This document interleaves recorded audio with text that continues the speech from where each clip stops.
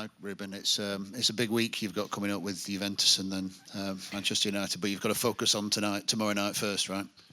Yeah, very well said. One at a time. Next one is the big deal, and obviously a tough one, and yeah, very important for us. City have conceded 22 goals in the last 9 matches. That's very unlike you, isn't it? Yeah, most definitely. But I guess that's football. That's life. Sometimes you have different obstacles you don't really expect, and you have only one way to move forward, which is to believe in yourself, be persistent, and see the light. Yeah. Hi, Ruben. Can you put into words when there is such disruption in the defence and players are out, players are in, it's constantly changing, even for players at the level of Manchester City, how disruptive that is? Yeah, obviously it doesn't make the job any easier, and it is disruptive, people coming in now, injuries. But I focus mainly on the way to move forward, and that's the one thing that concerns my mind. When I go home, whatever happens, it's the only thing that stays in my mind for a while, which is how are we going to move forward and our ways to stick together, whatever people throw at us and whatever difficulties might come, because football is about that as much as life is. And yeah, of course, it's not an easy period, and we used to be on a very in very different situations. But this is football, and maybe a bit different, bit less, bit more. In the past, it has already happened to us. Even though I remember now the treble season, even last season, we had a tough period at some point. And this is the time in which you show character, in which you show who you are. I've always believed that in the most difficult moments in life, you show your true colors, and this is one of them. Can you talk to us a little bit about the character that the manager is showing at the moment? He's just been talking to us about keeping it simple and doing the basics. How has he been, his character? Well, he's right alongside us, and I think I didn't hear the press conference, but if he said those words, I truly believe in them, that it's the time for that, and it's the time to stick together as a team. Keep believing in our process, because our process has done some magic over the years, and it's the time to stay strong. Back to basics. Paul in the middle, please. Hi, Ruben. In one of the documentaries, I think it was the treble season, there was a video clip of you talking to the dressing room, trying to G them up before an important match. Obviously, you're a leader in this squad, part of the leadership group. Have you taken it upon yourself in this difficult period to talk to the players, to try and get that confidence level back up again? Yeah, but I guess we all do in a way. Obviously, some are more genuine about it in terms of their way of being. But it's mostly in times like this, or even in any circumstance, there's always a time in which words mean something and they should be said. And I think we do a good job between our leaders and assessing the moments in which those words need to come out. So yeah, obviously those moments are important as well, because at the end of the day, we're a team, we're a group of players, but we're a family. And in a family, we need to stick together. We need to run for a reason. And it's about keeping that reason very much alive. Joe. Hi, Ruben. You've just spoken about the sort of the mentality and stuff, and that you need to find a way to fix it. Have you identified as a squad what you can do to fix things?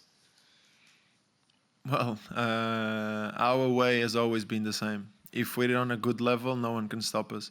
Obviously, we have people out, people coming in, and then injuries happening.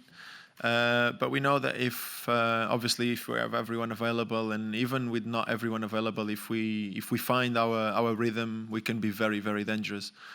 So, in this circumstance, in this moment of time, of course, and with the team we have, I believe that more than anything else, it's just about keep on believing in ourselves. Keep the strength, keep the focus on what's ahead. Don't get dragged by whatever happened, and we'll find it. Simon. Hi, Ruben. After what you've achieved over the last 6-7 years, obviously all great teams come to an end. As somebody who's part of the dressing room, how does it feel to hear people on the outside say, well, maybe this is the end for what has been a great Manchester City team? Well, isn't that the beauty of all of it, I guess? The fact that people are wondering about it. And once again, we have another occasion to show up and do what we do. Football is just that. Doesn't really matter how much you've accomplished in the past or how much you're going to accomplish. You're always going to be demanded more, and you're always going to demand more of yourself, and you're always going to want more as well. And as long as your legs allow you, that's what you want to strive for. Keep on pushing yourself as a team, as a club, as an individual. And the fact that people doubt is the one thing as well that brings you strength, is the one thing that inspires you to be greater and greater. Now we're talking about obviously winning, and winning tomorrow is the main focus. But in a way, we talk about our legacy. This is our legacy.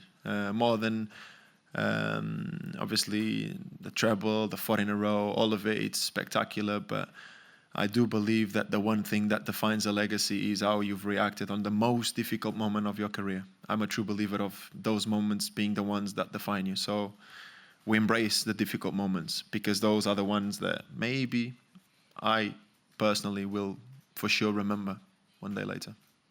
Take some questions from Italian media, please. Ruben will reply in English. Any questions, guys? Raise hands. Yeah, please. Back. Almost Thank done. you. Nearly. What is it? Italian? Yeah. Yeah, do you want a headset? Buonasera, Nicola Balice, La Stampa. Una domanda su quello che sarà il tuo avversario diretto, su Dusan Vlahovic, come immagini questa sfida e anche nel confronto con Haaland, quali sono le differenze tra i due giocatori? Grazie. Well, first of all, I'm not going to be comparing players here. I think it's not the player, so I'm not even the person that should be doing so. But yeah, it's not about him alone. Obviously, it's about what they can do as a team, and they can be a very dangerous team. We're very aware, and we know the challenge we're up against. Like I've said before, it's a time, obviously, to recognize what's in front of us, but more than anything else, focus on ourselves, because we know that if any close to our best level, we can win. The gentleman there, please. Perfect, thank you. Buonasera, Filippo Cornacchia, la Gazzetta dello Sport. Lei in nazionale gioca con Francisco Conceição. In Italia ha un po' stupito Francisco Conceição, perché non si aspettavano tutti che avesse subito un impatto così. Volevo capire cosa ha detto ai suoi colleghi di difesa per la gestione di Conceição, che già in Champions, anche in campionato, spesso è stato il pericolo numero 1 della Juventus con i suoi dribbling. Ecco, se ha dato qualche avvertimento ai suoi compagni di reparto.